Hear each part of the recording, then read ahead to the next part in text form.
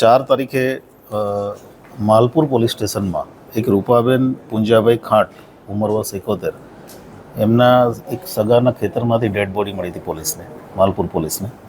અને એ dead body મળ્યા પછી જે તે સમયે પરિવારનો આક્ષેપ હતો કે પોલીસ ઊંડાણપૂર્વક તપાસ કરે.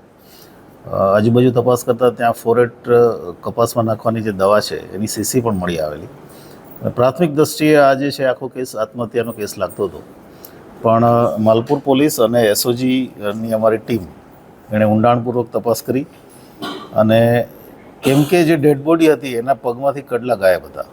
એને કારણે થઈને ટેકનિકલ સોર્સિસ અને હ્યુમન ઇન્ટેલિજન્સથી તપાસ કરી કે આવા કડલા ચોર કરવાવાળા કેટલા છે જિલ્લામાં. અનેક લોકોની તપાસ કર્યા પછી 2 શકદારો અમને જે તે સમયે પણ ડાઉટફુલ હતા. દેવાભાઈ ધીરુભાઈ સલાટ, દિલીપ મોહન સલાટ, બંને મોડાસાના છે.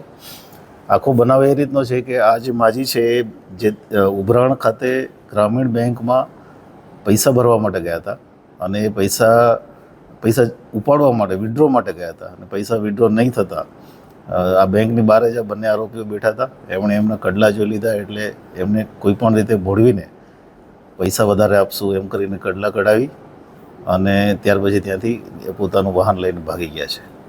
અને આરોપી આ તમામ વસ્તુ કબૂલ કરી છે. ઉપરાંત અમારી પાસે બીજા પણ ટેકનિકલ પુરાવા છે અને એના આધારે અમે બંને આરોપીઓની ગઈકાલે ધરપકડ કરી છે અને આજે આગળની કાર્યવાહી ચાલુ છે.